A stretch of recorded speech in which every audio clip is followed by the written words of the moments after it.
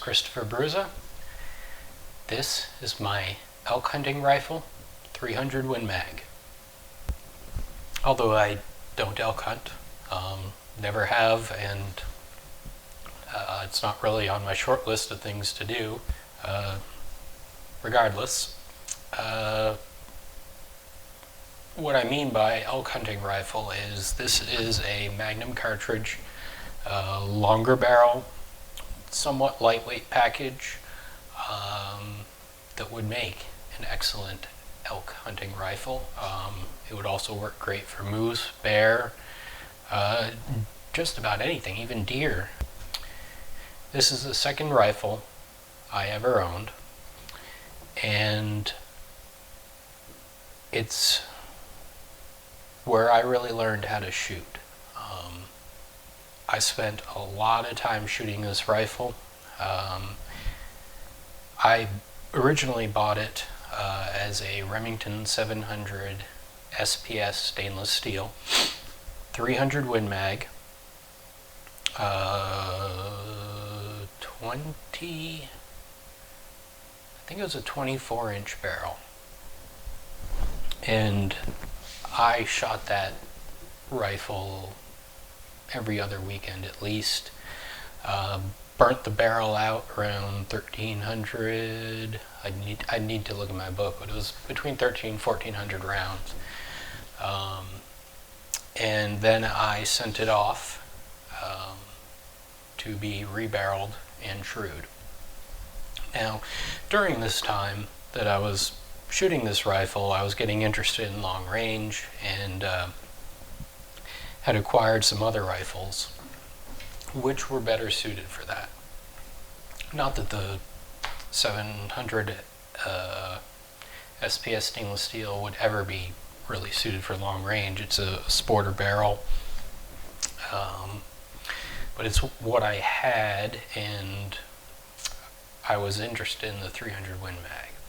So I sent this off to Hill Country Rifles to be trued, rebarreled, restocked.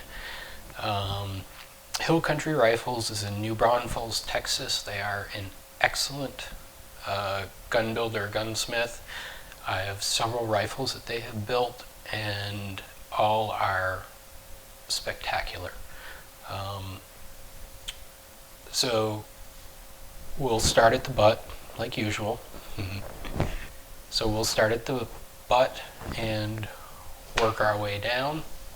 So just a standard Pachmayr recoil pad like I usually do, and this is a tried tactical butt pad. It holds your cartridges in here. So this shoots, or what I load in this is the 210 grain Berger hunting bullet. I use H1000 powder and Winchester large primers, and I am shooting these just around 2,900 feet per second, within 10 feet per second depending on the temperature or so. And it's a great round, does its job, it's accurate. I have fairly low SDs, and I'm not getting any pressure signs, anything like that. So the tried tactical stock pack, and this is a McMillan Remington Sporter stock. Very similar to the classic stock, which I also use quite a bit of, but it has a cheek piece that pops out a little bit on the side. This is the McWoody color. A lot of people, especially in pictures, will see it. I mean, people have done it at the range too, and be like, oh, that's a beautiful piece of wood. It's not wood, it's fiberglass. It's their gel coat, and it's a mixture of medium brown, light brown, and black. And they make this sort of faux wood, which I like. Yes, it's fake, but it's a lot more functional than regular wood. So obviously the stock is bed into the chassis. This is a Pacific Tool and Gauge M4 stainless steel bottom metal. So the entire rifle is Cerakoted graphite black, as well as the bottom metal, which brings us up to the trigger. This is a regular Timney 510. This rifle will, hunting, you're going to be in rain, snow, whatever.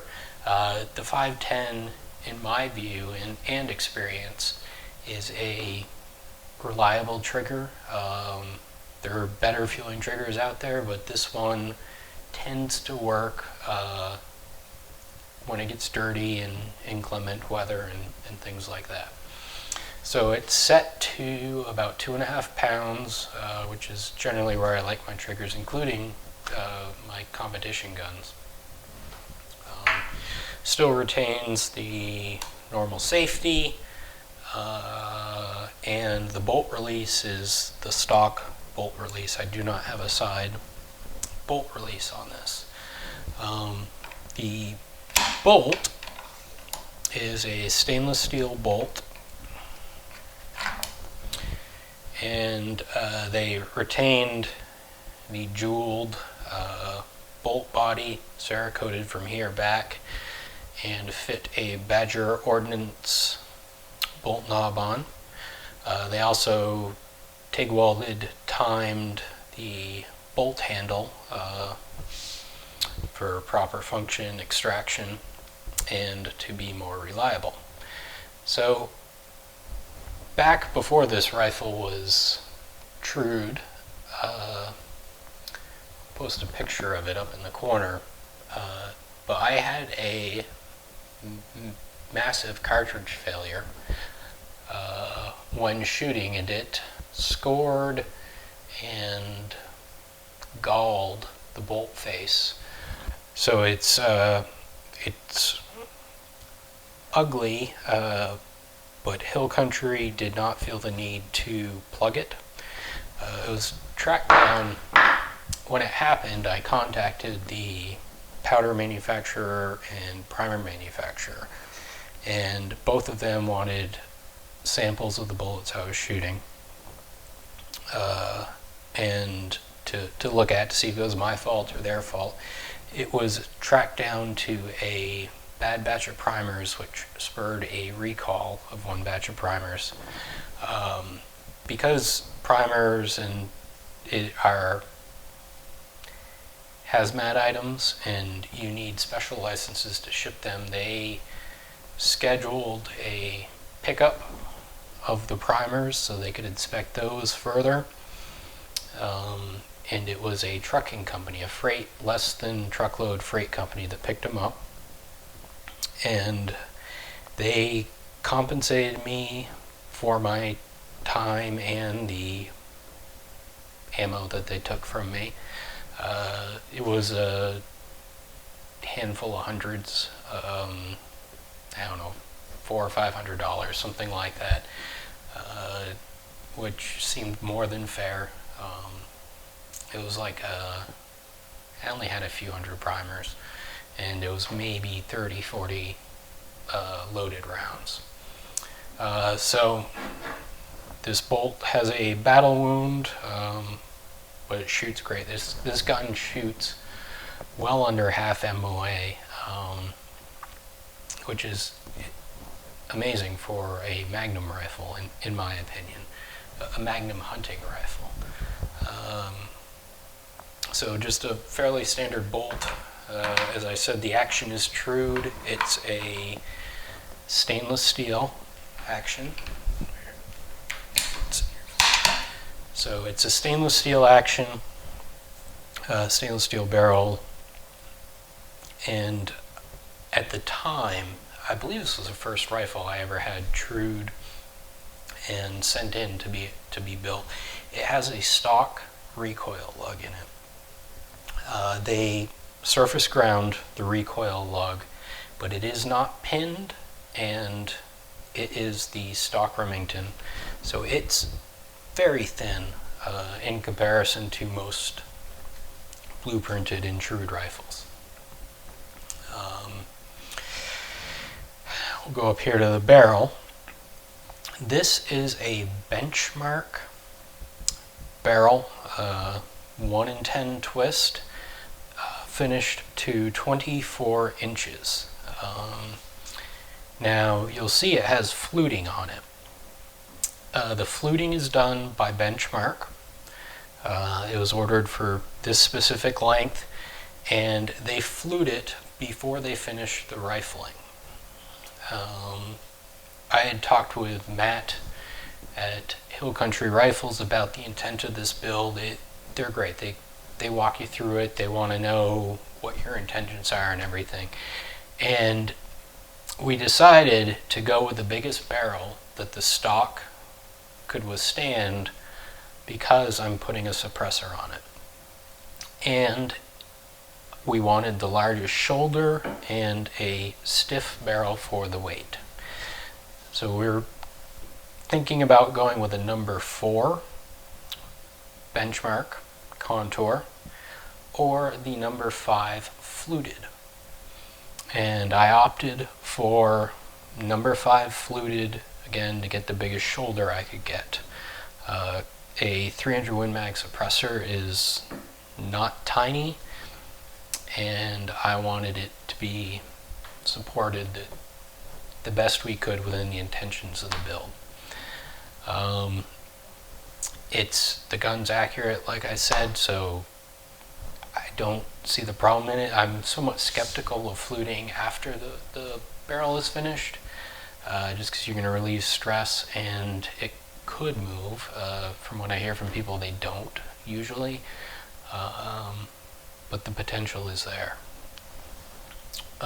The muzzle, you'll see, is I have a thread protector on here, which again is for the suppressor, which is an Advanced Armament Company 300 TM. It is a titanium suppressor, and I believe it's 8.5 inches long, rated for 300 Win Mag. Very light, very quiet. I've had no issues with it. And because this was a hunting rifle and potentially going to states where suppressors are prohibited for hunting, I also had a Benchmark Miller muzzle brake created. It matches a contour. When you put it on here, you can't, unless you use a flashlight, you can't see where the barrel ends and the muzzle brake starts. As the Benchmark Miller model stainless steel, and it's timed. There's no nuts or anything like that. It's properly timed. You just put it on here, tighten it down, and generally I don't want a muzzle brake on a hunting rifle because they're loud.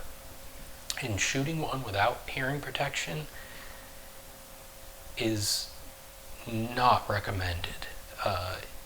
Just instant screeching, it's not something you should do.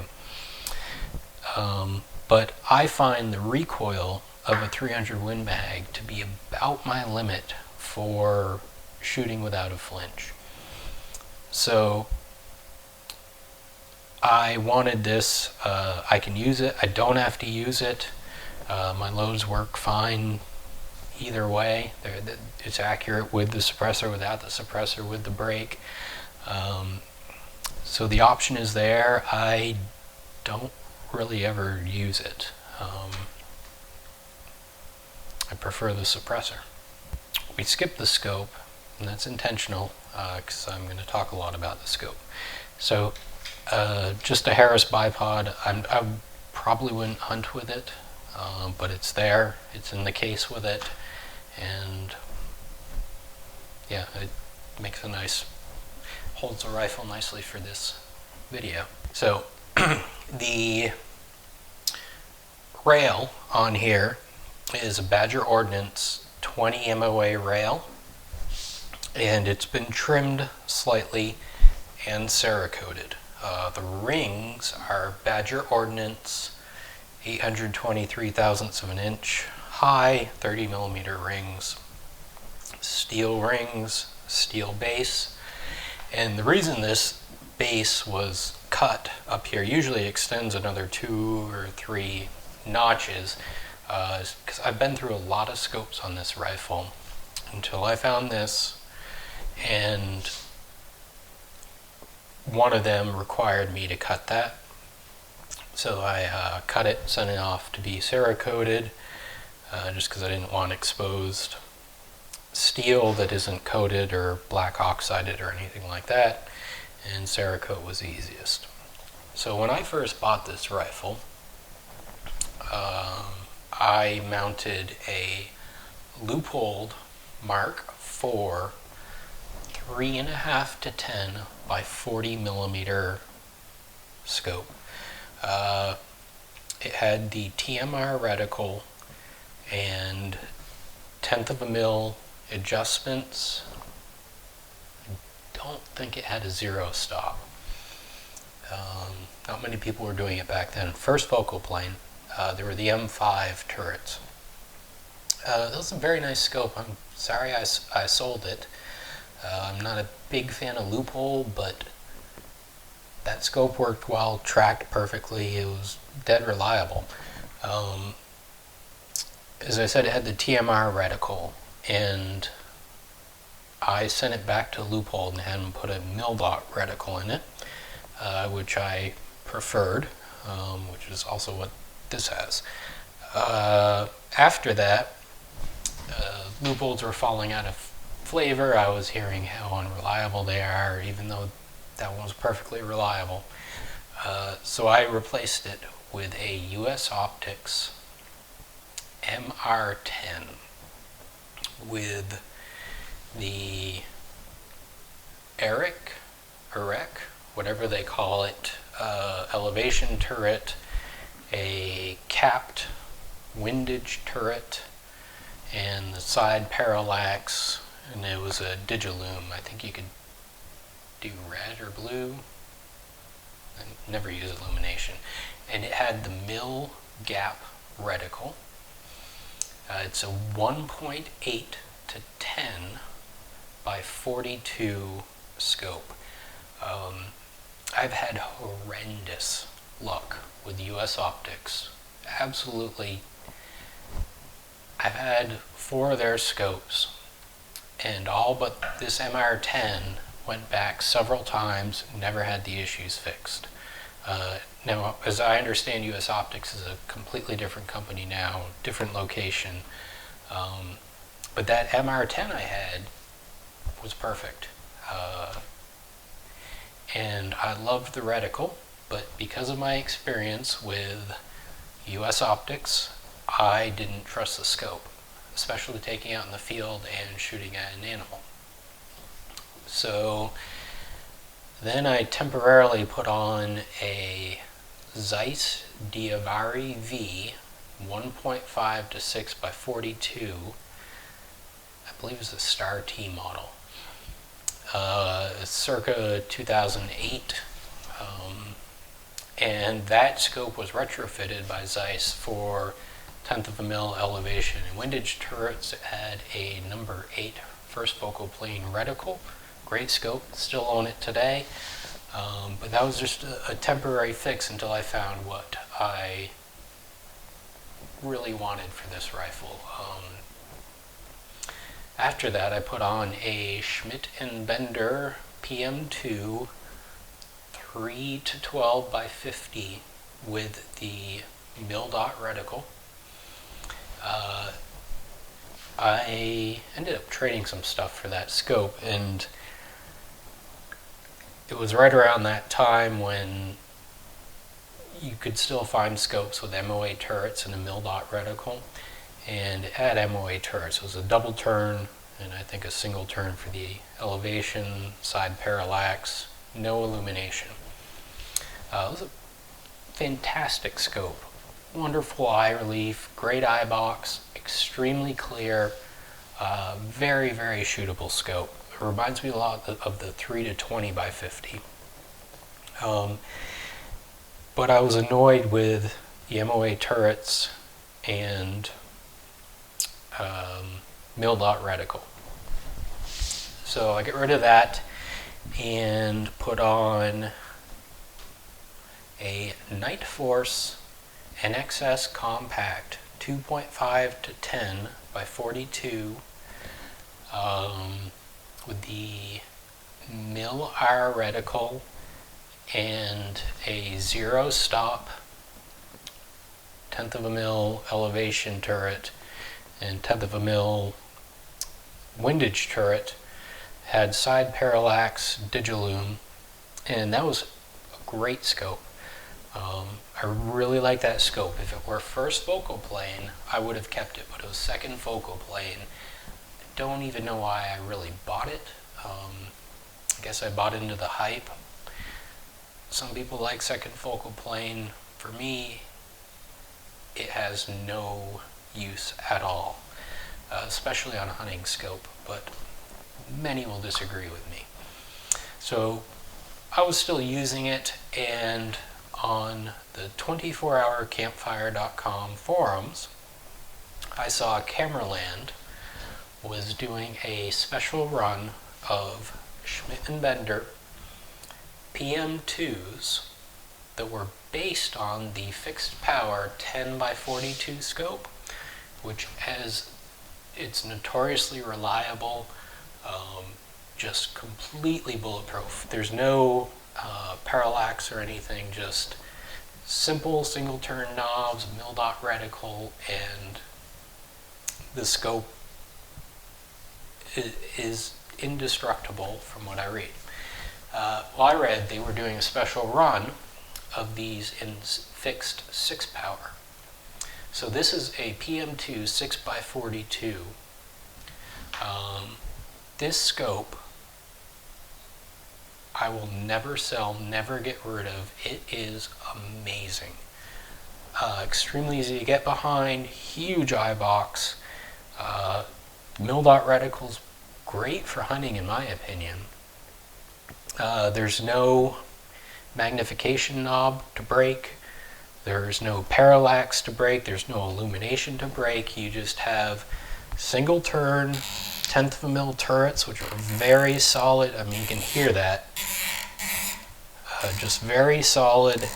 Has zero stop, 3/10 of a mil below, 13 mils of elevation, which for a 300 Win Mag is going to take me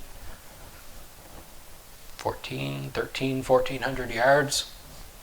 1/10 of a mil windage, and again, it's got a zero stop or rotation limit on it, so you can't just spin it, which I believe you could with the Night Force. I might be wrong on that. So this scope is, in my opinion, an ideal long-range hunting scope. You have your holdover, you got your wind dots on it. It's a fixed magnification, so there's no second focal plane complications or anything like that. Because it's fixed magnification, there's no parallax, there's no illumination. It's very light. I don't have the weight offhand, but it's a lightweight scope, lightweight setup, and it's what I would take if I were going out west hunting elk, if I were going to Canada hunting caribou, black-tailed deer, anywhere where I'm going to have a shot a few hundred yards. This is a rifle I would take, and it's one of my favorite guns. It just makes me smile when I shoot it. It's the heaviest recoiling gun I own, in my experience. The Win Mag's got a fairly sharp recoil impulse as opposed to a push, and I am very sensitive to that. But I think when this barrel burns out and I need to put a new barrel on, it will be 300 Win Mag again. It's a versatile round. I shoot the 210 Burger, as I said, I mean, you could shoot 150 grain bullets, 180 grain AccuBonds. I shot those for a while. They're great. Just a good solid setup. So I appreciate you guys watching. Please like and subscribe, and enjoy.